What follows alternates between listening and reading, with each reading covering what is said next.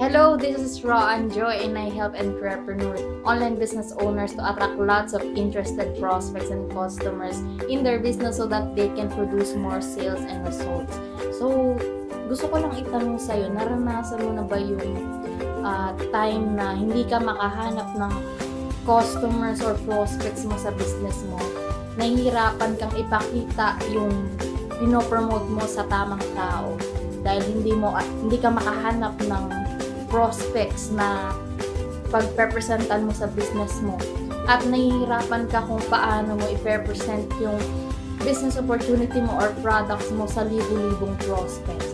So, naranasan ko rin yan, struggle na yan. At yan yung napaka bigat na challenges na nararanasan natin as an online business owners and network marketers na makahanap talaga ng quality prospects na interested at sasali sa business opportunity natin or kung ano man yung products na pinopromote mo. Halos isang prospect nga, nahihirapan na tayo sa isang araw na makahanap ng isang prospect na interested talaga sa pinopromote natin. So, naranasan ko rin yan nung pumasok ako sa isang network marketing industry. Hindi ko alam talaga kung kanino ko ipapakita yung business opportunity ko. Halos pinakitaan ko na lahat ng mga KKK ko. Alam mo ba yun? Kamag-anak, kakilala, kaibigan. Lahat na ng mga kakilala ko, pinakitaan ko ng business opportunity ko. Pero wala pa rin nag-join dun sa pinopromote kong business. So, naghanap ako ng solusyon na makakatulong sa akin para ma-solve yung problem na yun. At ituturo ko sa iyo ngayon yun kung paano mo magagamit ang power of internet para makapag-attract ng libu-libong prospects sa business mo at magkaroon ka na ng breakthrough dyan sa business mo. So, ituturo ko na siya ngayon. So, let's go!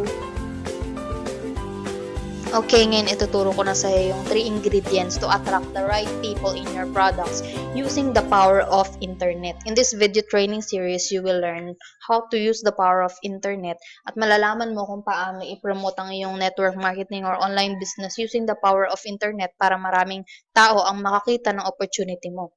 Hirap ka pa rin bang makahanap ng mga customers na bibili sa products mo or mga prospects na mapapa-join sa business opportunity na pinopromote mo. So, ngayon malalaman mo kung bakit lahat ng mga taong pinakitaan mo ng business opportunity or products mo ay walang nagjo-join or bumibili at kung paano mo magagawang ma-attract sila into new downlines or sales. Kailangan mo lang malaman yung right strategy na ginagawa namin sa business namin. At simula nung nalaman ko yung right strategy na yun, tumalon ako sa bagong strategy na in-apply ko at hindi ko na ginawa yung karaniwang ginagawa ng mga marketers. Kaya hindi sila nakakahanap ng mga prospects at iniiwasan sila ng mga prospects nila. So, inaral ko talaga yung mga natutunan ko na strategy at yun yung in-apply ko sa business ko. Talaga napakagandang idea yun. Doon ako nagkaroon ng aha moment nung natutunan ko tong strategy na to. At inisip ko na ganun lang pala kadali. Yun lang pala ang dapat kong gawin para ma-attract ko yung mga prospects ko dahil sa idea na yun. Dahil doon tinuro naman sa akin ng mga online marketers yung right strategy na eksaktong ginawa din nila para makapag-attract ng maraming prospects sa business ko. So, ito yung isa sa mga income result ng mga members na inaral talaga yung strategy at in-apply itong ituturo ko sa iyo ngayon. So, ito yung example ng real income na kinita nila. Almost 13 million commissions ang kinita nila dahil sa strategy na yun, sa simple strategy na natutunan namin. So, dati kasi ang ginagawa ng iba is nagko-convince na mga prospects para lang bumili ng business opportunity nila or products. Minsan, mga kakilala nila, kaibigan, pinapakitaan ng business opportunity or pini-PM yung mga friends nila sa Facebook at kino-convince na bumili ng products nila or mag-join sa business opportunity. Kaya, tinataguan sila ng mga prospects nila at ayaw na silang kausapin. O kaya naman prospect listing. Naranasan ko rin to nung pumasok ako sa isang network marketing industry. Sinulat talaga namin lahat ng mga prospect list namin na pwede naming promotan, pakitaan ng business opportunity. Pero unfortunately, naranasan ko na wala pa rin bumili sa business opportunity ko kahit napakarami kong taong tinarget. Walang bumili dun sa pinopromote ko. O kaya naman door-to-door sales, ginagawa pa rin yan ng iba. Nagpo-promote ng products nila through door-to-door. O kaya naman, yung mga prospects nila, dinadala nila dun sa business opportunity meeting, 'di ba ganyan sa network marketing, dinadala nila yung mga prospects nila sa opportunity meeting. Minsan nangihila na lang sila para lang may madala sa business opportunity meeting. Pero hindi naman sila sure kung talaga magjo-join yung prospects nila na yun. Minsan hinahype pa nila para lang mapa-join, maengganyo yung mga prospect nila. So ngayon, napaka-powerful na ng technology ngayon. Male-leverage mo na yung power of technology kapag nalaman mo lang yung tamang strategy, dahil ngayon marami nang gumagamit ng internet, social medias, at hindi tayo mabubuhay nang walang internet at social media, 'di ba? So what if ma-target mo yung mga prospects mo, 100 prospects per day? 'Di ba yung iba, isang prospect nga lang per day, nahihirapan ng mag-target ng prospects nila. Or even thousands of or millions of prospects na ma-target mo. Mahihirapan ka pa kayang mag-promote ng products or business opportunity mo kung maraming makakakita ng products mo. So, ituturo ko na sa iyo yung step by step.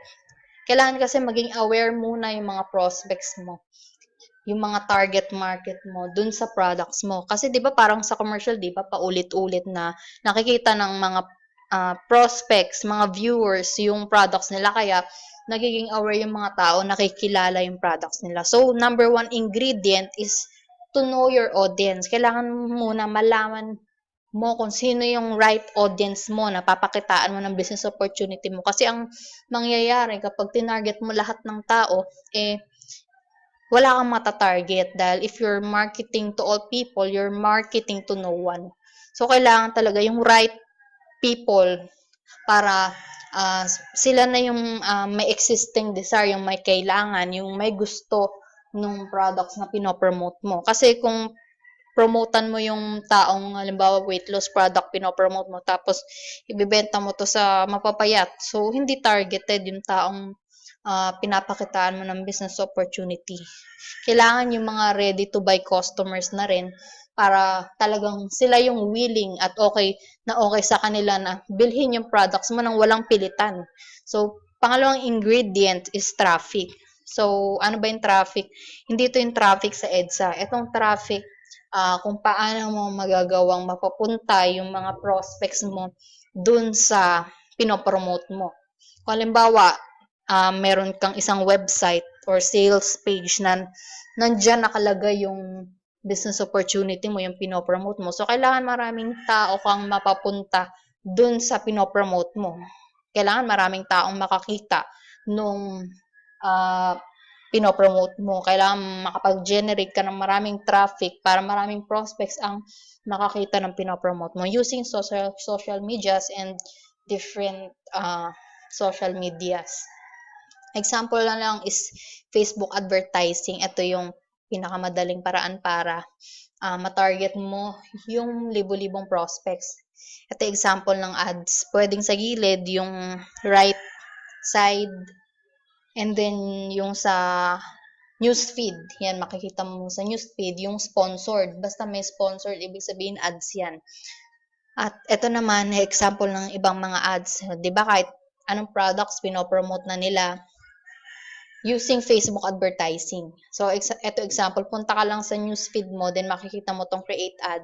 Then, click create ad. Ito naman yung objectives, kung ano yung objectives ng ads mo. Kung gusto mo boost post, yung pinost mo, gusto mo maraming taong makakita, pwede mo siyang i-boost. O kaya promote your page, through likes naman to. And send people to your website. Kung gusto mo mapapunta yung mga tao dun sa website, nung sales page mo, yung pinopromote mo. So, iba't iba yung objective. So, pumili ka lang dyan.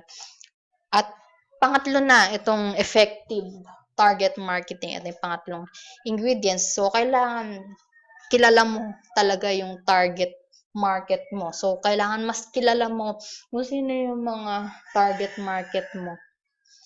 Example, ito sa targeting. Pwede mo kasi ma-target yung locations. Kung Philippines, age, ayan, Philippines. Kahit anong lugar. Pwede mo ring matarget yung age, kung ilang taon yung mga prospects mo, or ito na yung pinaka-importante sa lahat, yung detailed targeting. Kung halimbawa, mina-market mo is business opportunity, ang may kailangan ng products mo is mga multi-level marketer. So, nakikita mo, di ba, almost 12 million people ang matatarget mo dito sa multi-level marketing. O kaya naman beauty products ang pinopromote mo. So, ang matatarget mo is almost 578 million. So, di ba? Marami kang target market. O kaya naman, ito, kung gusto mong targetin yung mga nasa mobile newsfeed, sa Instagram, sa desktop newsfeed, or sa right column, yung tulad ng pinakita ko kanina. Makikita mo dito sa gilid yung audience definition, kung sino yung right audience mo. So, kailangan malaman mo dito kung sino yung target market mo, yung demographic ang tawag dito. Dito, panghuli, pwede mong i-target yung start, kung kailan mag-uumpisa yung ads mo, at yung end date kung kailan matatapos yung ads mo. So, makikita mo rin dito yung kung ilan yung total of ads mo na gagastusin mo. So, i-set up mo lang yung daily budget. Halimbawa, 100 per day. Yan, ikaw na bahala. Paid or free advertising? Ano bang mas okay? Kung paid ba or free advertising? Kasi kung free advertising, kasi kung halimbawa nag-promote ka ng business opportunity mo sa wall mo, sa Facebook mo, tapos yung friend mo lang 100, konti lang yung makakakita ng business opportunity mo, ala chamba style lang. Chamba lang kung sino yung matarget mo doon na maging interesado. Kung free strategy kasi, minsan walang pumapansin, di ba, sa post mo. Walang nag-engage, walang bumibili. So, doon na ako sa fast result kaysa sa slow result na sa free strategy. Naranasan ko rin yan eh. Walang pumapansin sa post ko at hindi targeted yung mga nakakakita. So, kapag alam mo na kung sino yung mga tamang tao dun sa business mo at nakapag-generate ka ng traffic, maraming tao nakakita ng pinopromote mo, magkakaroon ka ng high quality prospects na mag-i-inquire sa business mo. At magkakaroon ka na ng sales conversion sa business mo kapag in-apply mo to ng tama. Magkakaroon ka ng maraming inquiries and sales kasi kaya lang naman yung iba hindi kumikita sa business opportunity or sa products na pinopromote nila kasi nga hindi nila alam kung ano yung tamang pag-market. Konti lang yung mga taong nakakakita ng business opportunity nila. So, importante talaga na maraming taong makakakita ng business opportunity mo kasi patay yung business mo kung konti lang ang nakakakita. Maliit lang yung target market mo. So, before tayo magtapos, may kukwento lang ako sa'yo. You have to sharpen your saw. Ano ba ibig sabihin yan? Halimbawa, etong si Chainsaw Man. Masipag talaga siya, ayon ang trabaho niya, nagpuputol siya ng puno. At hindi niya alam kung paano mapapabilis yung trabaho niya para maging productive siya, marami siyang maputol na puno. So, may kaibigan siya na nag-recommend sa kanya na bumili ng chainsaw at bumili nga siya. Then, after nung bumili siya, ginamit niya yung chainsaw. Nung ginamit niya, hindi niya alam kung paano to gamitin. Talagang buong araw, wala siyang nagawa dahil nga hindi niya alam kung paano siya gamitin. So, bumalik siya dun sa pinagbilhan niya nung chainsaw. Binalik niya. Sabi niya, hindi naman gumagana tong chainsaw na binili ko dito eh. Wala siyang kwenta. So, ang sabi nung nagbenta sa kanya, yung salesman, sabi niya, binasa niyo po ba yung manual kung paano siya gamitin? Then, yun, sinabi nung chainsaw man, ay, hindi ko nabasa eh. Kaya pala, hindi ko siya alam gamitin. Pero nung binasa na niya, pinag-aralan niya na mabuti bago siya magtrabaho. Then, nung nabasa na niya yung manual, nagamit na niya tong mabuti. Naging productive na siya sa business niya. At mas marami na siyang napuputol na puno dahil sa na-leverage niya yung paggamit ng chainsaw. So, anong moral lesson dito sa story na to? Ganon din tayo, di ba, minsan hindi natin alam kung ano yung dapat nating gawin. Kasi hindi natin inaaral kung ano yung dapat na gawin natin. Hindi tayo nag-e-explore kung ano pa yung iba pang magagawa natin. So, kailangan pag-aralan natin kung ano yung tamang strategy na dapat natin gawin. Hindi yung hataw lang tayo ng hataw, tapos hindi naman tayo nagkakaresulta. So, focus more on being productive and mag-focus tayo sa pag-create ng result sa income producing activity para magkaroon ka ng sales sa business mo. So, thank you for watching this video training series number 1. So, make sure na panoorin mo yung video number 2. Ituturo ko naman sa iyo kung paano mo ifa-follow up yung prospects mo automatically, kung paano mo convert yung mga prospects mo into new customers. So, I will email it to you the next day. So, make sure na abangan mo yung next video na ituturo ko sa'yo. So, make your business on the next level para mas mag-improve pa yung business mo. At I'm willing to help you to make your business on the next level. Hello, thank you for watching my video. I hope na marami kang natutunan kung paano mo talaga magagamit itong strategy na to sa business mo. I hope na i-apply mo to kaagad sa business mo. At itong mga strategy na to, talagang napaka-powerful nito. At ito yung nakatulong sa akin para magkaroon ako ng mga maraming prospects na mag-i-inquire sa business ko. So, in next day, ipapadala ko sa iyo yung next video training at matututunan mo naman doon kung ano yung gagamitin mong system na makakatulong sa iyo para makakuha ng mga libu-libong prospects araw-araw sa business mo. Itong system na to, yung tool na to ang magagamit mo para ma-attract mo yung mga prospects mo araw-araw at makakuha ka ng libu-libong prospects araw-araw dyan sa business mo. So, I hope na itong video na to nakatulong sa iyo at abangan mo yung next video na ituturo ko sa iyo para magamit mo itong strategy na to talaga. So, thank you for watching my video. See you on my next video.